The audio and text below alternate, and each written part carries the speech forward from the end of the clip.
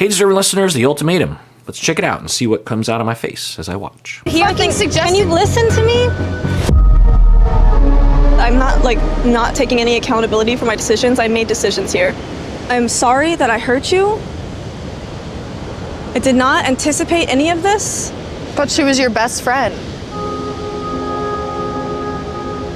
She's not your best friend? Okay, so I totally get that Lexi is hurt and feels threatened because Rey got together with Vanessa, and particularly because it's Vanessa, because I think Lexi has a particular history with someone or people like Vanessa, which is all understandable and normal and healthy and human. But the transformation of that fear and hurt into attacking and putting Rey down is not pleasant to watch, particularly given the dynamic that I think has been going on for the two of them and Rey's personality, given that Rey has stated that she has a hard time making decisions and also knowing what she wants. So it would be tempting for the two of them to have Lexi define that and to dominate in that way.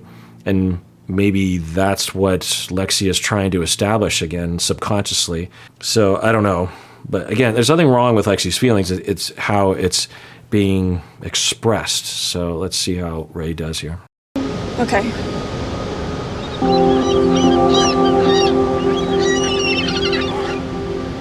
I feel like the last 3 years of our life was a fucking joke. I feel like an asshole for wanting to marry you. Yeah, I think that's normal. Not everyone would feel that way, but I guess the fantasy or the hope would be that Rey would, regardless of who Rey matched up with, that Rey would not get together with that person out of, at the very least, loyalty to Lexi, and also that Rey only has eyes for one person, and that's Lexi. That would be the hope, right? That would be the most romantic thing for Lexi. And anything other than that is threatening. It's hurtful. It does raise questions. Does Rey actually want to be with me, or is it just convenient that Rey is with me? So, yeah, okay. So it sounds like Lexi is returning to the baseline of the normal experience, the understandable experience, not attacking Rey.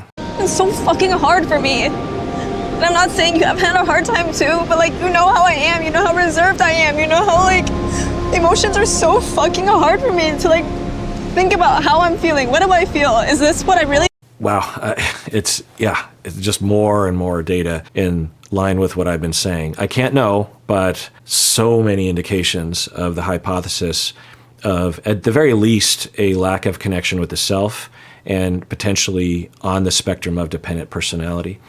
So, and a feeling of incompetence and an uncertainty about one's competence to make decisions without major consequences happening to her. So it's good that she can verbalize this, because with lower health and with lower healing, with lower path down the path of self-discovery, that was a weird way of saying it, further back on the path of self-discovery, for Rey, she would just give in or be silent or something. But instead, she's going down the path, and maybe this process has helped a little bit. Or I'm guessing this has been germinating in Rey for a long time, that this isn't just a new discovery, but is the process has highlighted it for her. And so she is now recognizing that. It's like, you know how hard it is for me. You know how hard it is for me to make decisions. You know how hard it is for me to know how I feel. I don't even know how I feel. Not only is it hard for me to express my emotions, but I don't even know what emotions I'm supposed to express. And for people that don't have that condition, it sounds really weird. It's incomprehensible that someone wouldn't know their emotions. They wouldn't have emotions. Now, they have emotions, but they have no idea how they feel. And it's terrifying. For people who lack a connection with the self, particularly if it's of a certain degree, it is utterly terrifying when I have been with people as they have faced that abyss. Now, they're looking into the abyss. It's dark in their personality. It seems empty, but it's not actually empty. They just can't see what's down there. It's just, there's no illumination. And so therapy and corrective experiences help to illuminate it. But in the absence of that illumination, they see abyss. They feel an emptiness. You will hear people say, I'm empty, I'm broken, I'm nothing, I'm nothing. And it's not just like, well, that kind of sucks. It is utterly terrifying because I think we evolved to stand sometimes on a foundation of at least I know who I am.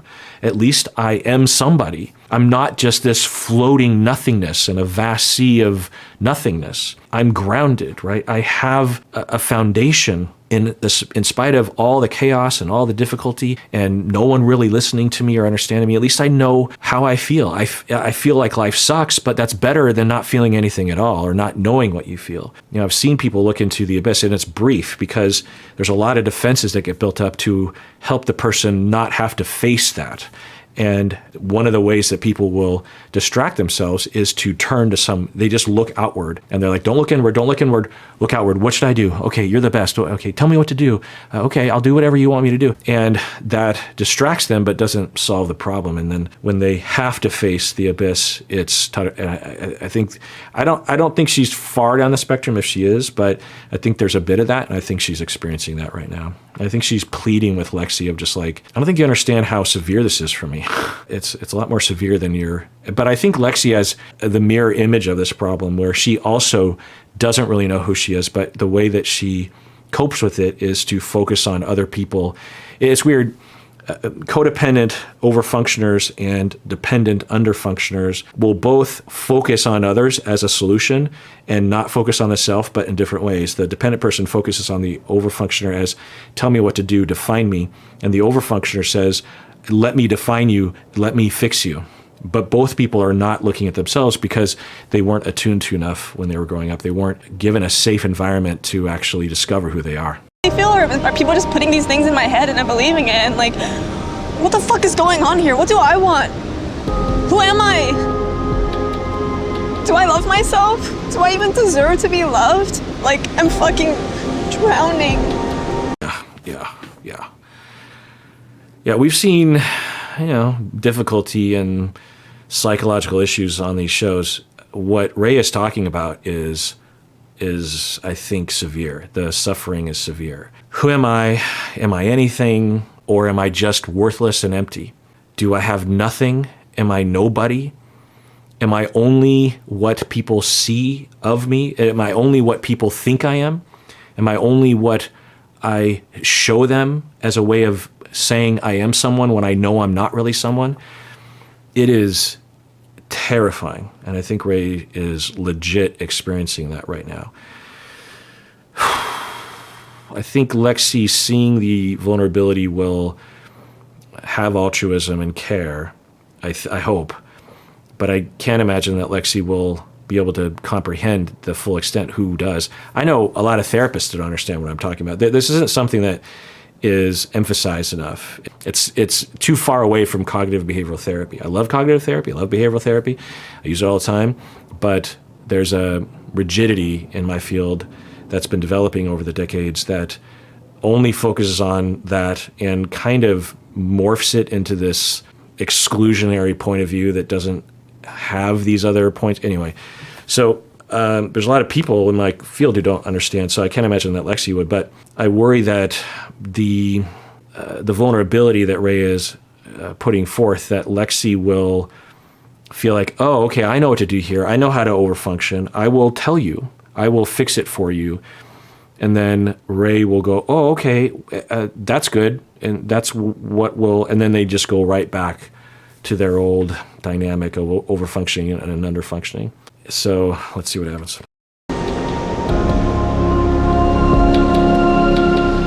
It was supposed to end with me and you. Always supposed to be me and you.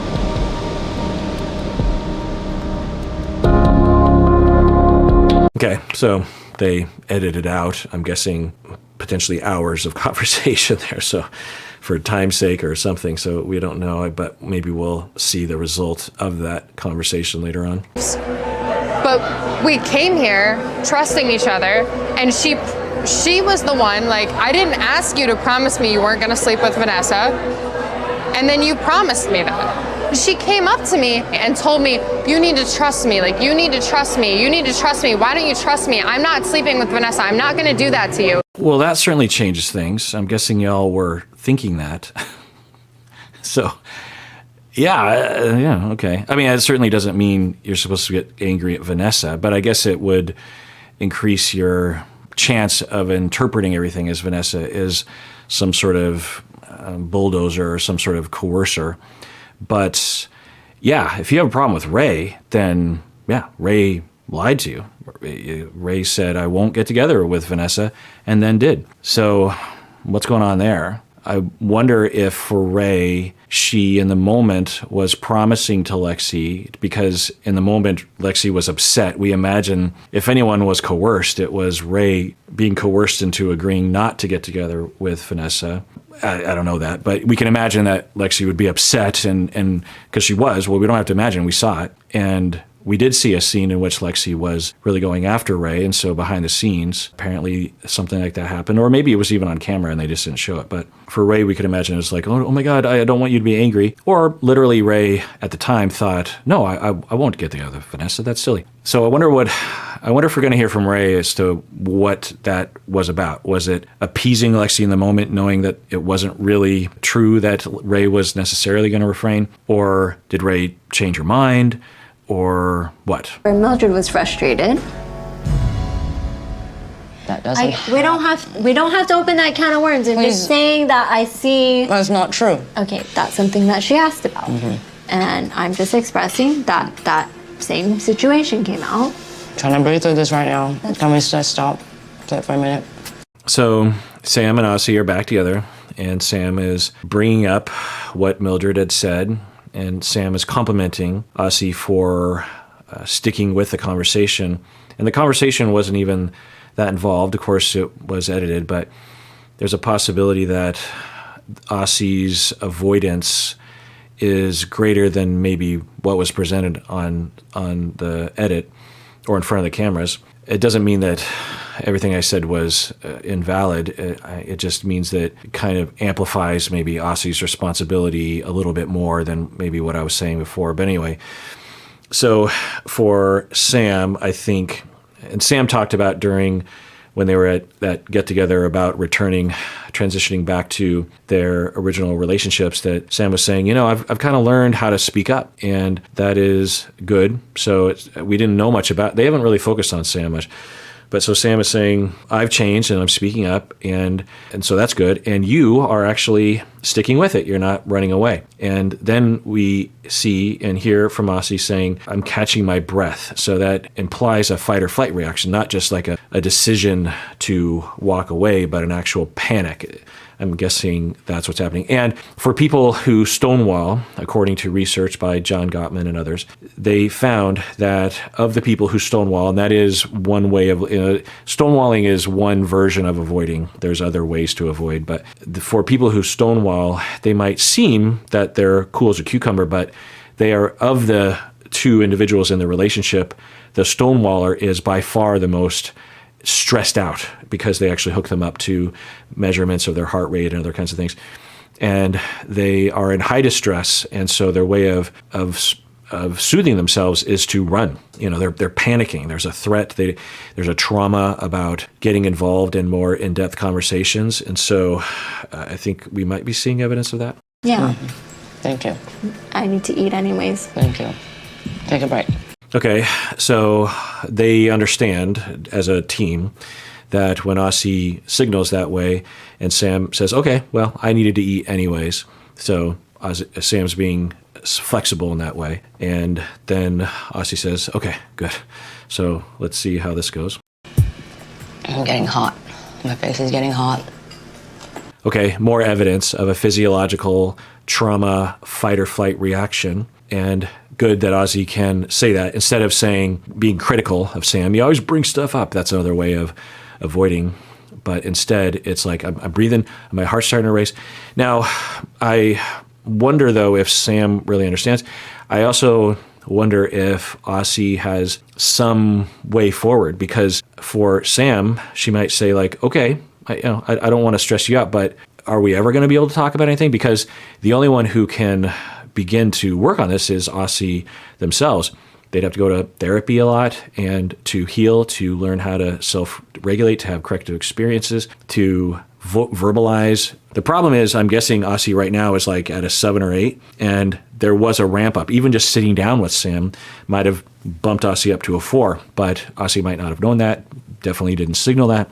And so in therapy, I will work with the Aussies of the world to help them to verbalize, okay, I'm a 4, so just know that. And then as a couple, they understand that long term, they're eventually going to get to a place where there's a lot more comfort. But in the interim, they have to take what they can get and monitor it as a team, working on the same team, because they both want the same thing. They both don't want Aussie to be in distress. They don't want to trigger Aussie's traumas in a severe way. They both don't want Aussie to run away. Aussie doesn't want to run away. So I'm guessing they could have done better to alert earlier on. And if Sam isn't told or given the impression that there's some way forward, you can imagine Sam saying like, well, then why are we here? Would you like me to turn the air on? Yes, please. I will be grateful. Okay, Sam's being nice, turning the air conditioning on. I don't think that's going to solve the underlying problem, but it'll give Aussie a break. You see Aussie also taking a breath. So we'll see how this goes. I'm also wondering if drinking water or eating is also a way of soothing themselves. There seemed to be some, they referred to that as a team. Sam was like, okay, now you can eat and and soothe yourself. And Aussie's like, oh, really? And actually, there was an interesting exchange because Sam and Aussie have been together for a year. Oh, okay. Well, maybe not that long, but, it's a year. Sam said, okay, now that we're home, you can eat to soothe yourself, as a way of joking. And for Aussie said, oh, really? Am I that obvious? Is it that obvious that that's what I do and that's what I'm about to do? And it almost seemed like Aussie was surprised that Sam would notice or say such a thing. And it makes me wonder if their relationship was very distant given Aussie's fear of vulnerability and of opening up and getting closer. Can we not bring Mildred into this, please? Yes. Believe me, I don't understand the It extent ticked me of off it. just now.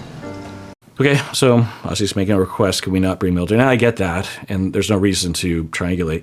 Sam can speak from herself and just say, okay, well, regardless of why we're here, I would like to talk about how we can improve our relationship so that things don't result in the way they would before. Because I think with the two of them, they would have conflicts that would normally happen, and Aussie would instantly skyrocket in terms of distress, run away, never reinitiate because of their traumas.